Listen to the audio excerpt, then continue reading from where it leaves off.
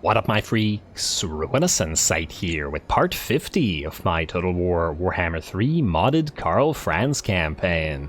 So as we saw last time, two important occurrences. Kenquata has fallen and thus the Shadow Legion Bellicor's faction has been destroyed. In addition to that, we were able to confederate Stirland, which, while perhaps in some ways inferior to the Confederation of Wissenland, they are economically very strong. And not only that, but between giving us Morgheim and the Moot, they were also able to give us two more territories that have special landmark locations. And the economic strength of Stirland is primarily in its positioning. Being in the middle of a bunch of territories at once, it can get a lot of mileage out of these paved roads everywhere by buffing up all the surrounded territories, including our two current main cash cow provinces, being Talabekland and, more importantly, Altdorf. So that's quite nice. We'll be leveling it up as much as we can, and then we'll be looking to take Wissenland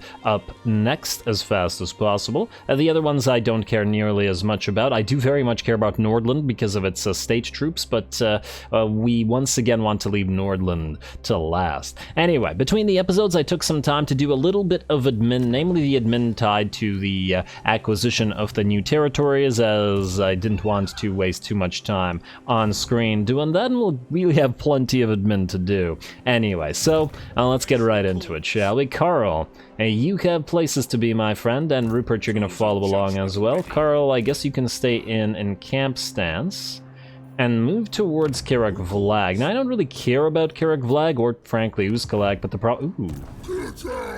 Hello. Okay, I wasn't expecting that. Throg is here, and he is actually not sure. Throggy, hush. I'm not entirely sure why he's here, though. He's not at war with Clan Ferric.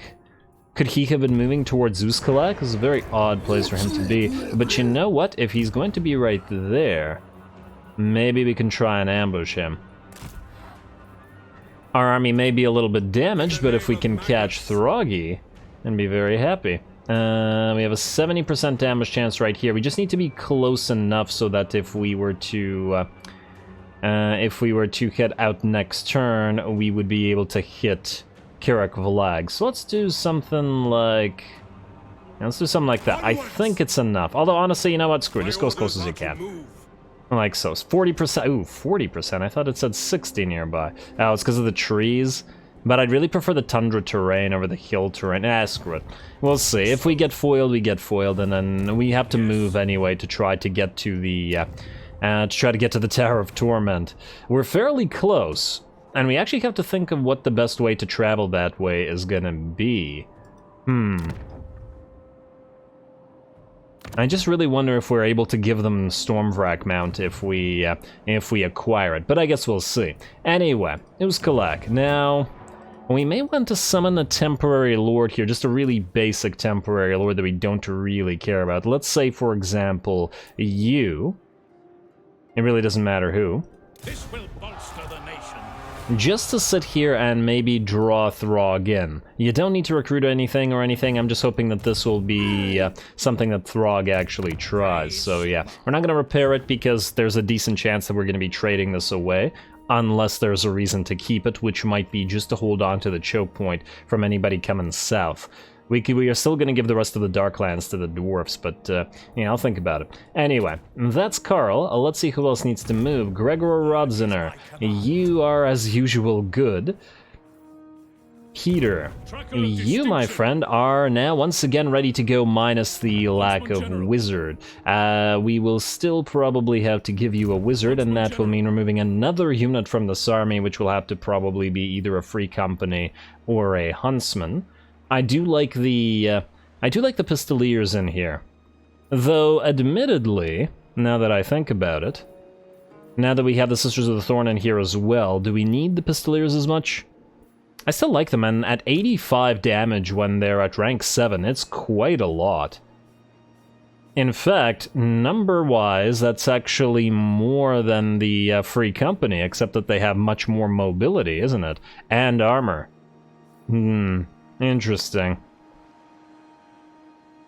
I'm just now wondering whether it would be beneficial to just swap this army's free company into all pistoliers now. And certainly something to think about, because the free company at rank 7 do 28 missile strength, whereas these guys do 85. 10 and 13 armor-piercing damage. What about your armor-piercing damage? That's very close. I don't know, I'll think about it. I don't want to retool this army too much, but, well, it was a very basic army, so it's kind of nice to have it be more powerful. Anyway, let's continue, shall we? Bernhard van Sanger, you are, well, I was about to say we could have you recruit stuff, but let's just have Recruiter do it, because he's better at it. And then we'll continue with you after a while as well. Nud. Yes, you have important things to do. Ooh, that reminds me. I'm gonna rename a couple more units. There was a suggestion to rename the Jin Guard the Grim Guard, but that's not going to replace the name, but I do like the name very much, so we're just going to rename another unit of Halberdiers to the Grim Guard, and one of the Handgunners to, was it Great Handgunners? Great Orc Gunners. I believe Orc is spelt with a C in Fantasy, and then the K in 40K. Because of the K. Let's keep moving you up.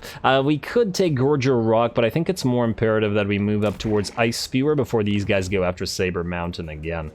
But you also have to watch out for a sudden attack by Kolek, because it's, well, it's a distinct possibility that it'll happen. Don't actually care about the Eagle Area, so if these guys jump over and take it, well, they'll just take it. We just want to take over this stuff or destroy the Orky strongholds there.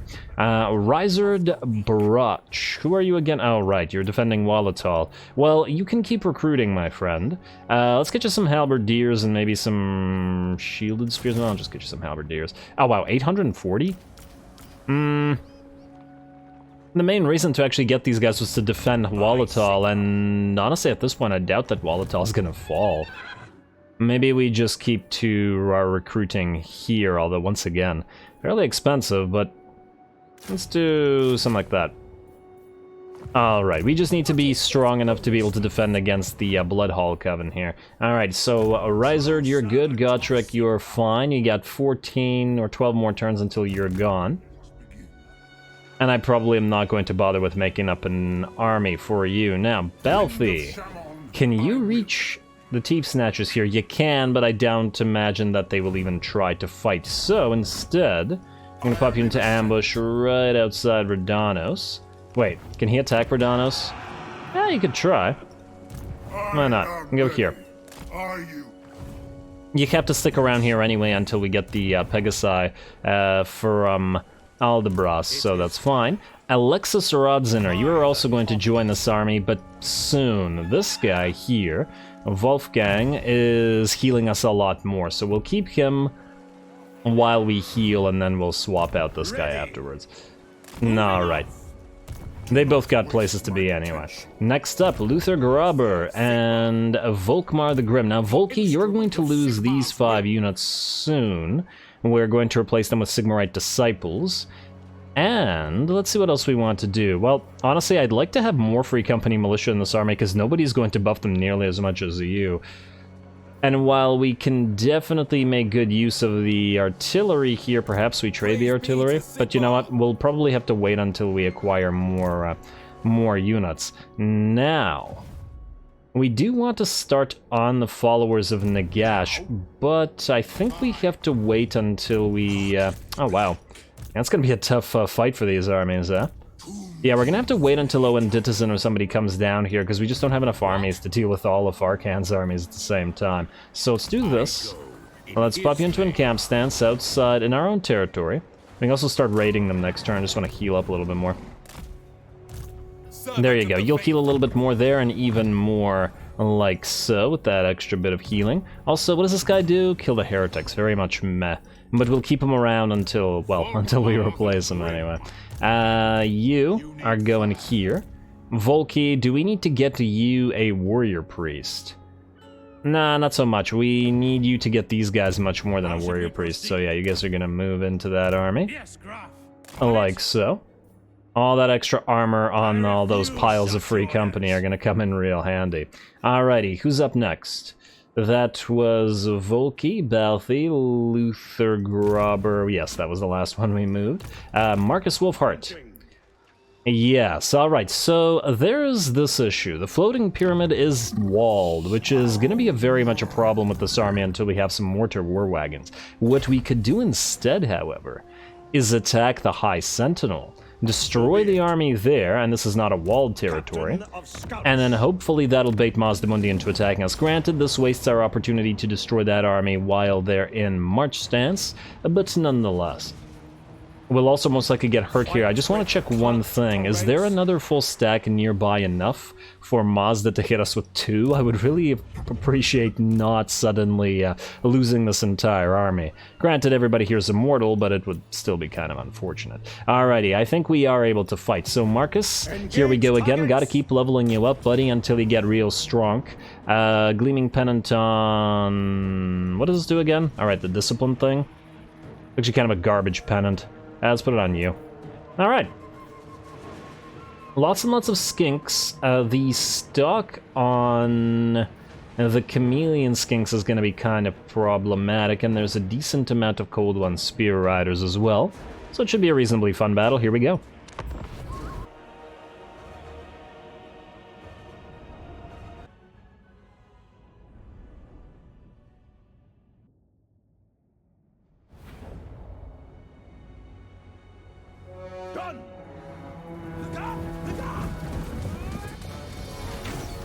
Alrighty, here we go. Let's see what we can do. Once again, these lizards have a lot of cavalry to their names, both of the aerial variety and the Pterodon riders and the regular variety. A couple Cold One riders here and a spear rider unit there as well, and then 3 more back here, whether they're feral or regular, which frankly isn't such a great thing to be facing off against with piles upon piles of huntsmen, though on the other hand we have a pretty nice position. The little bit of a moat we've got going on here, a river crossing that will slow the enemy down as they get to us. A couple hillsides or cliff sides, or even structure sides, whatever, that we can use to essentially bottle the enemy up into our 2 limited units of spears or pikes. And then lastly, we have our piles of huntsmen on these nice, highly elevated platforms. Ooh, a sunken ziggurat. Hadn't seen that before. Nice little touch. Although is that a slight bit of ground under it? Looks kind of odd, but whatever. I always love the Lizardmen maps, just in general, whether they're cities or not. Anyway, here we go. Let's begin the battle. Once again, I have forgotten that these guys spawn on top of our lord, so our poor halberdiers are going to be left out to dry to block the...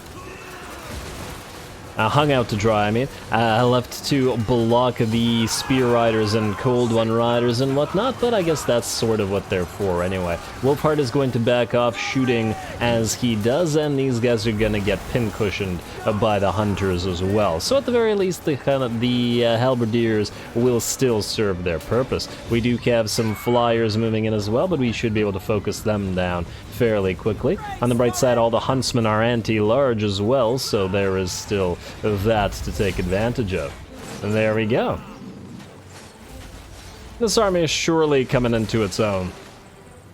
Or at the very least beginning to.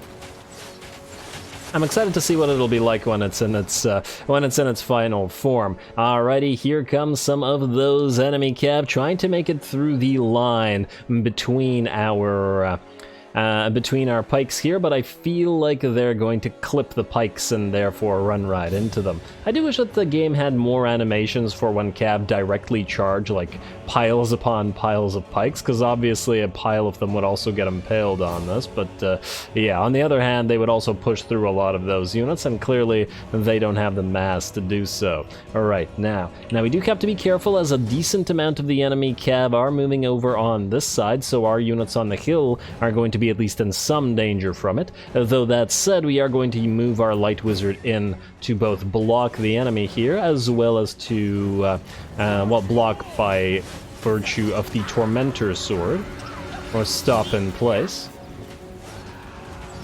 As well as, of course, use the Net of Amantok as well. It looks like the enemy lord is moving in, and we're going to start hunting him down, or focusing him down, rather, with the with the amber bow.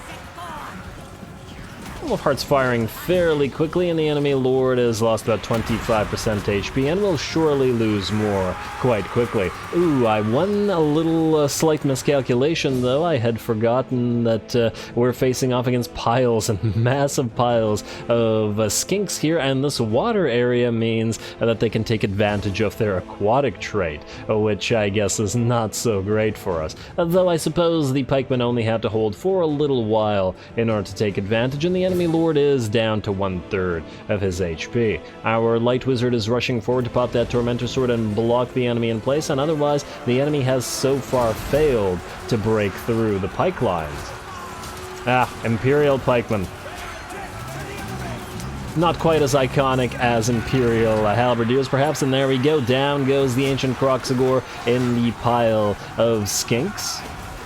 We also have Roderick fighting in the middle of all this, though he is getting a little bit damaged. He's down to about 1/3 of his HP as well. He's been attacked by... Is that so? Oh, you gotta love Lizardmen names, Asaurus Scarvet. And yeah, look at this. We've managed to hold these poor units of Cold One Spear Riders, 3 units of Cav off completely with that Tormentor Sword, which does last quite a while, and we still have the Net of Ammontok to pop right on top of that as well. Now, our pikemen are looking to be in pretty ugly shape, but while they're doing their job, they do still need to get replaced, so we don't really care about their casualties all that much if they are to take them. So just stay there, pikes. Ooh, looks like the enemy skink cohorts are checking those javelins into our huntsmen as well, so they are starting to do a little bit of damage. See the occasional huntsman drop, but the balance of power is very much in our favor at about 80% at this point, and I do think that the battle will be... Oh, I didn't mean to speed that up. Will be ours shortly. All the cav on this side have been seen off and are running off the screen, and we can now get back to firing from upon this hill down upon the enemy. The enemy is, however, going to pull their trump card, which is the Terminator Deep Strike, as summoning of their Temple Guard on top of our units of Huntsmen. Huntsmen are, let's see, 30-27. Yeah, even with buffs, that's it's still kind of iffy. But on the bright side, we do have our heroes directly behind this unit, and we can send in both our Witch Hunter as well as have WULFHART just fire into the backs of these guys, and he should be able to knock a decent amount out with every shot of the amber bow. And there we are. I do like the animations of the amber bow hits. They're quite nice. And damn, those Temple Guard have been dropping fairly quick, though they have been attacked from every side pretty much. And the enemy army should be just about shattered in a few seconds. Oh wow, looks like these guys do in fact survive with a fairly decent numbers. Wow, 100 units of pikes remaining here, despite the fact that they held off so many enemies for such a while. Yeah, well done to the pikes. Don't underestimate Imperial state troops, I guess. And on top of that, I suppose they did have a little bit of help from the halberdiers that were summoned, but nonetheless, it looks like that went quite well. When we can make use of these natural choke points, this army can certainly shine and pincushion the enemy before they are able to get too many of their better units into the battle line, and then even basic units can hold piles of skinks. That said, we probably still want to replace the pikes with war wagons or Lothern Sea Guard, maybe a little bit of both, depending on how much room we have remaining, and just so that we have something that is still range and can continue firing while waiting to hold the enemy back. Anyway, close victory, though I do imagine that's due to ammunition, because I doubt that we lost all that much in the way of troops here.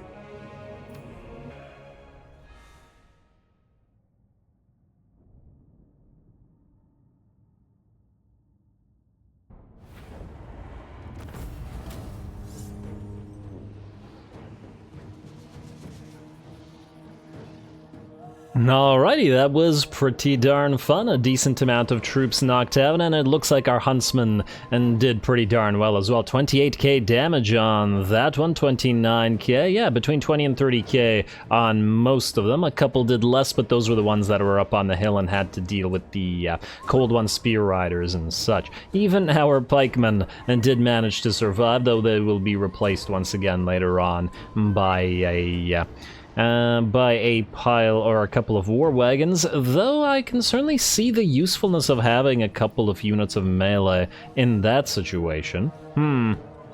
Also, did I put you into trencher stance or did I forget? I wonder.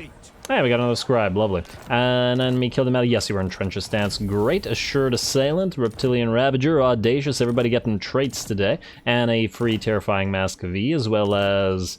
did we gain one scribe or two? Just out of curiosity. Might have gotten two. Just put it on you. I know that this campaign movement range won't apply or do anything on this guy, but, well, and we still probably want to make use of it. Also, man, you took a surprising amount of damage, all things considered. Your self-centered traits don't actually make you any more survivable, whereas my vow, well, it actually doesn't make you any more survivable either. And as the main or only melee hero, you do probably want the extra survivability, but Blade Shield and more into Scarred Veteran could help you out. We'll probably also need to item you up, but, well, we need items to do that. In fact, let's continue getting a bunch of points out there. The Tormentor Sword really did help out. Let's get another point in improved scrying techniques, and then we'll go through scouting directly, but buff the entire faction first, then buff the individual army. Next up, we have Edwig Van Hal here. Leadership 1 in foreign army, no, I don't think we care about that so much. What does Sigmar's will do? Flaming attacks for this guy in particular, who already has a flaming melee attack. Enemy of the Undead. I don't think we really care about this all that much. Maybe it's time to start making you out to be something of a fighter yourself. Rather than just directly buffing your range attacks. Ooh, wait, enemy missile resistance -8. It's only for characters, though. It's not that bad. You know what, let's do this. Let's go for elusive first to get you the 12 melee attack, but then afterwards we'll head into enemy of the undead and get a few enemy debuffs. Next up, we have Jorik Grim here. Under siege, construction, we have extra powder. Defensive coordinator is for towers. And Deadeye is only for you. I guess we just get another point in ammunition, for now. And then machine oil for artillery units, which we don't have at the current time. That'll do, Dowie, and, well, the income from post-battle loot isn't nothing. But I think increased mobility is probably going to be the way to go. And maybe into this just to get lab for the extra research rate, as we need all the research rates that we can get. It's a little bit hard to do research right now. Alrighty, now, you can't pick them off, so I guess we're going through to Prey of Anathema next. So, Fleet Finger for you. And then 2 more points before we can get the Prey. Lovely. Next up, Marcus. Yourself. Now, Hold the Line could be very helpful for us, but I think we're going for Sure and True first. And while I would like to get Executioner, Hunter's Trap and Hunter's Snare are just too useful, so maybe at that point is when we start moving through this. Although maybe after Pistol Core and a couple of other things here, like Hold the Line. This takes 4 points in this, though, and while I do want to buff Marcus up to a ridiculous degree, it does need to be prioritized. Well, we need to prioritize the army, basically. At least to some degree. Now, the army is hurt. I do have to wonder whether Mazdamundi will attack us, or whether he'll try to move to Temple of Kara. However, if he does that, I'm reasonably sure that we can follow him by sea. It's not like we really care about the territory all that much, even though we are upgrading it. But then would he abandon the floating pyramid? It's a tier 3 and it would fall easily without him defending it. Actually quite curious to see what Mazda would do. Too bad we don't have another army to defend this. I'm almost tempted to get another one started, just to be able to defend a few of these places. We can always delete these little armies later on. Bernhardt Hart. You know what? Let's go with you first. I mean, I guess we could also go another general, or a Huntsman General. Monster Trek. And you know what? We'll probably get more mileage out of you. Let's do you right here.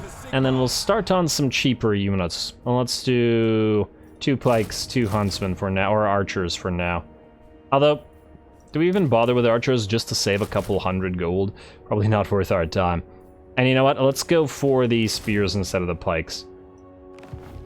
Now, these are just pikes because we built them like that, and then we'll obviously be replacing them with cheap spears later on. And now, we also have the Stir River Patrol and the Bordermen available. Let's recruit those immediately. The River Patrol is going to go into the Fire Army because they are a fire-wielding range unit. Granted, we'll probably have a relatively limited amount of them in this army, but, you know, still should have at least some. Then the Bordermen are going to be put into Kurt Lehman's army. Or Kurt Haldenstrat, rather. Yes. Second unit of Bordermen. Like so. And I don't remember what you lost. Was it another handgunner? I think it must have been another handgunner, which is okay, considering we have 2 Bordermen and 2 Hawkland long rifles, though we could use more handgunners as well, but we can get another long rifle here, or possibly an Ironside later on. You are healing up, and we will head out to the Citadel of Lead next turn, but you can just move out a little bit more this way. I take it you can't global recruit halberdiers. Oh, you can. You know what? Let's do it. Let's get a halberdier back. Alright, lovely. Albion should be ours next turn, and you know what? Even though we don't have the Council of Burgomeisters yet, I think we can start on the Ogham Stones, just because we want this up and running as fast as we possibly can. Alright. Now, who else needs to move? So that was Marcus.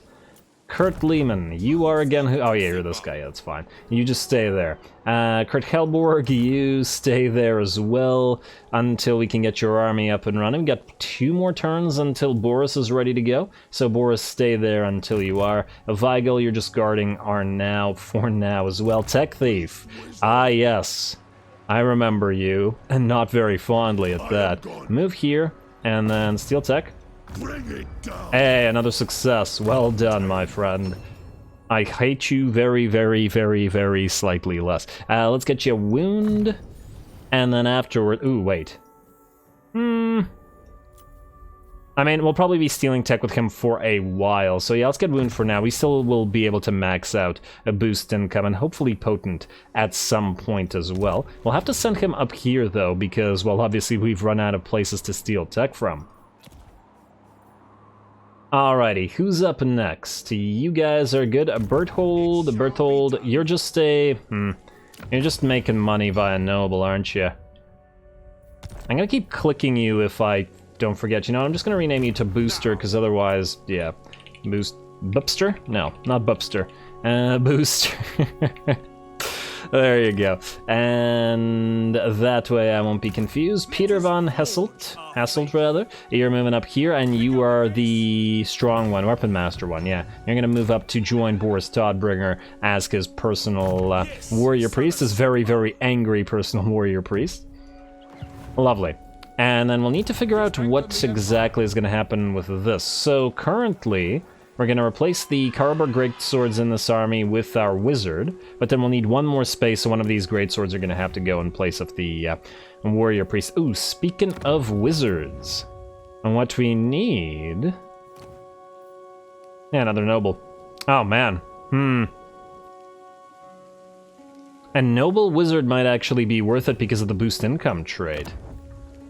We don't have a crazy amount of Battle Wizard capacity, but he does start at level 16. You know what? Let's get you, so that at least this way we have a Amethyst Wizard. Let's get you up and running.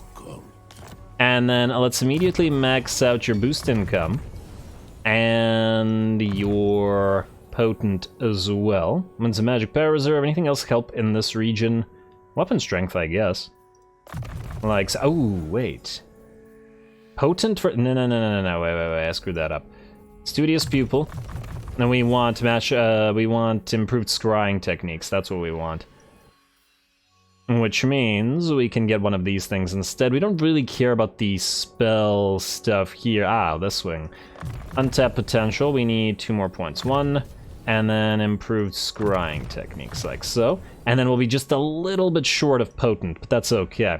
We just need to level up a teensy bit, and you should gain XP over time anyway. So for you, we will get I guess calming. It's really unlikely, or onside, it doesn't really matter. It's really unlikely that this place gets attacked, so yeah, it's fine. There we go. More magic item drop chance for everybody. You're going to be renamed to Booster as well. Not Bupster. And then we're going to move you out. In fact, both of you boosters just move slightly away from this place so that I don't confuse you with stuff. Altdorf is now making nearly 6k. Very nice. Ooh, so yeah, so the wizard was worth it. He bumped it up by 320k or something.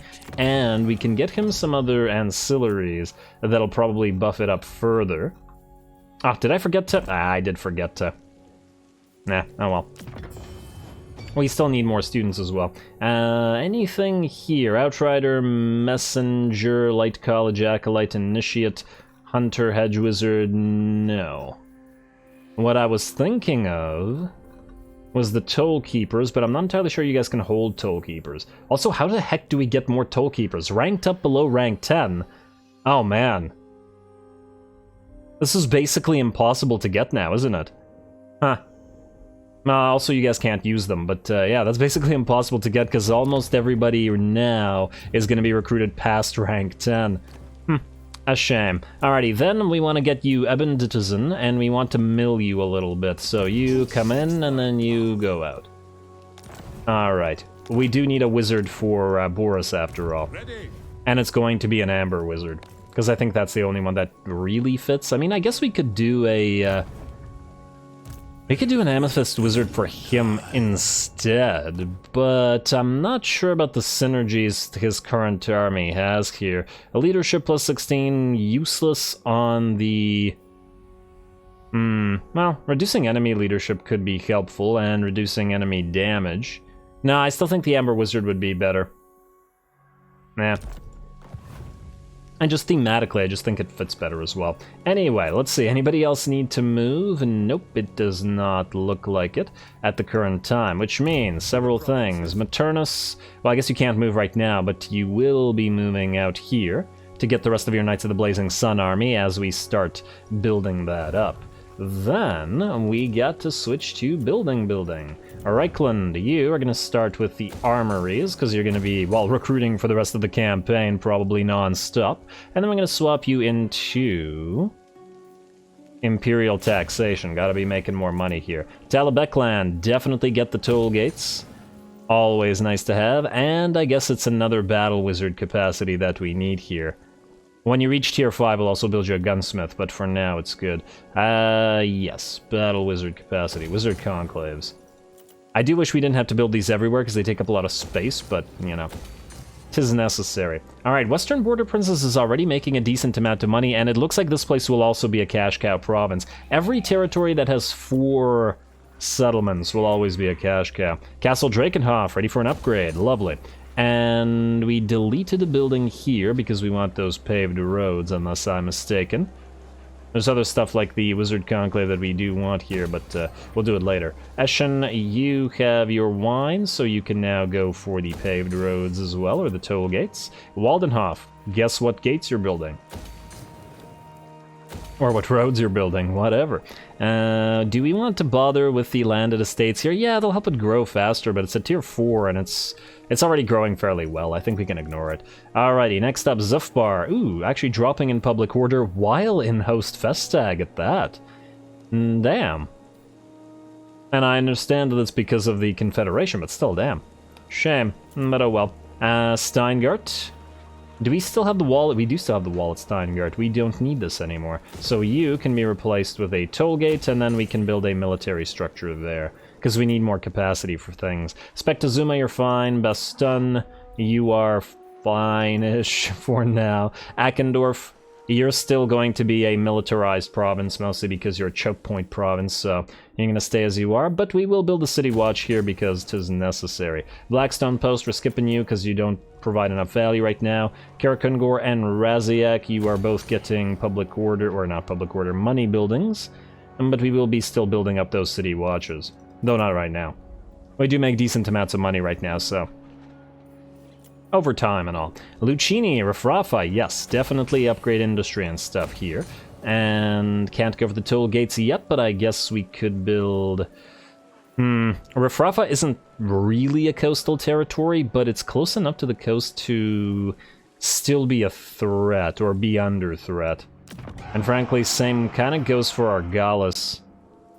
On the other hand, if we keep armies here, it shouldn't be as necessary.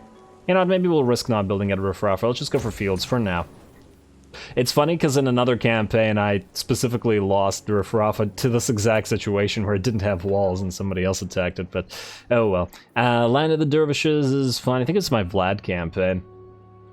Land of the Dervishes, yes, we need to spend the money here for the Temple of Sigmar, because we are waiting for Sigmarite disciples. Zornus, cool. Well, no, we're ignoring you. Adelan Mountains are kind of ignoring you.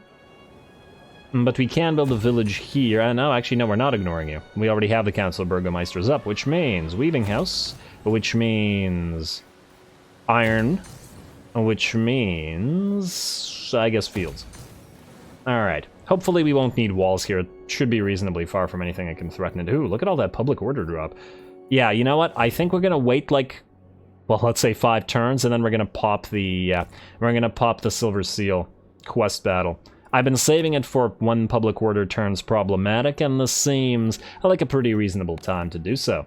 Alrighty, I believe that's pretty much it, other than potential diplomacies. And great orthodoxy. And ooh, you got lots of potential trades. Ooh, wait, this reminds me. Okay, wait, there's 2 things we need to do. First of all, Talaqua, you are going to be a trade priority with military access. I love you, you get pets. Let's see.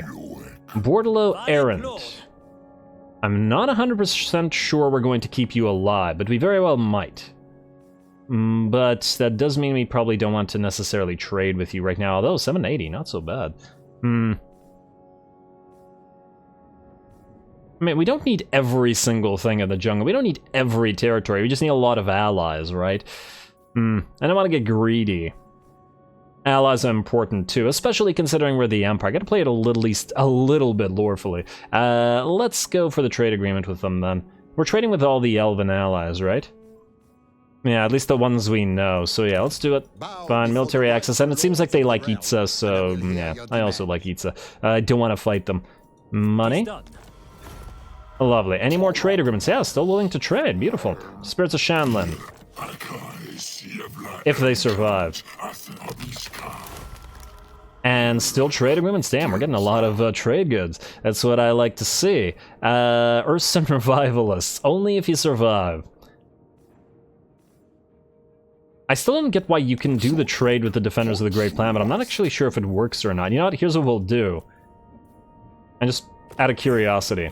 So we're currently at 38335. If we do the Defenders of the Great Plan, at least they'll give us money for it.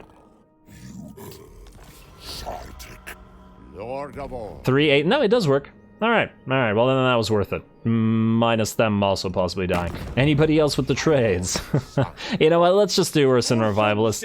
There's a good chance they'll die before we get to them, but maybe this will at least help them get a little bit of extra money. Alright, Great Orthodoxy, we can ignore you for now. Eastern River Lords, how are you still alive? I'm going to continue ignoring them because the Defenders of the Great Plan don't like them. I do want that military alliance with Vidrioth, but we'll wait on that. And the same thing with Kurun, until they are willing to give us Grung Zint. Peace with Vanaheimlings, no. Hexoatl, no. As sad as it may be. Huh, we could actually peace out with the Bloodhall Coven if we wanted to.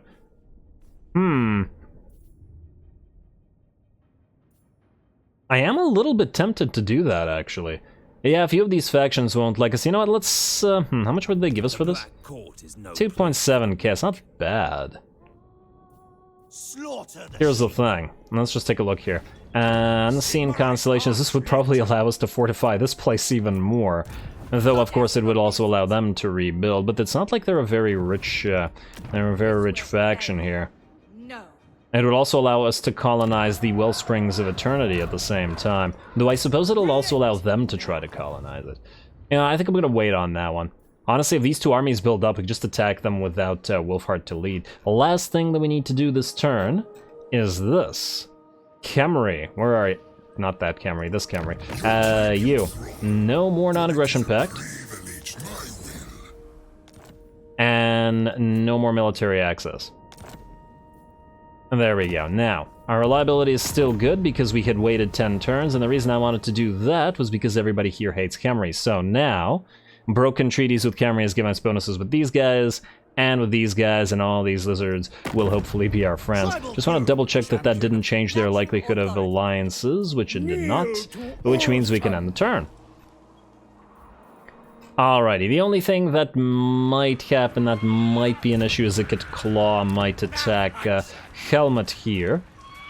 But I'd like his defeat trait to go on one of these guys, specifically on Wolfram. I just want to double check what the defeat trait is other than the research. Rat Catch, no, Fitting End. So it's armor, research rate, and wins a magic power reserve. Armor. Well, actually, it can't go on Owen Ditizen because he's going to get replaced by a different master. You already have a ton of armor. Maybe we just do it with Helmet instead. I mean, we are going to keep him around. I like the idea of what Helmet is going to do, which is going to be a very artillery-focused sort of general with military heritage artillery battery, because we currently don't have that.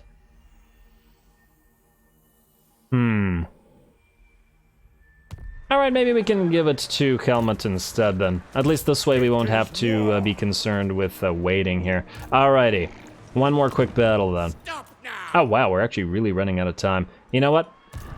This is actually going to be a pretty big battle, and it'll probably take like 10-15 minutes. Well, maybe not 15 minutes, but at least 10 minutes. So maybe we'll save this for the next episode. I know this was a little bit of an admin-heavy episode, but considering we just confederated a new faction or a new sub-faction, whatever, it shouldn't be all that surprising. So I'm going to call it here. We'll start with this battle next episode, and by that virtue, it likely means we will be getting 2 battles, cinematic battles, I mean, next episode, because we should have time for that, especially considering we'll just end the turn immediately after fighting that. As for what we do next time, obviously we will take out the Citadel of Lead and destroy the Vanaheimlings for good. I do believe Boris Todbringer's army will be complete next turn as well. Karl is gonna hopefully find Throg, but if not, he's gonna hit Kirik Vlag and then book it up here to the Ursun Revivalists. And then lastly, Nud is going to continue hunting orcs, as he does to a very effective degree. So stay tuned for all that. Don't forget to leave a like and comment. All glory to the algorithm.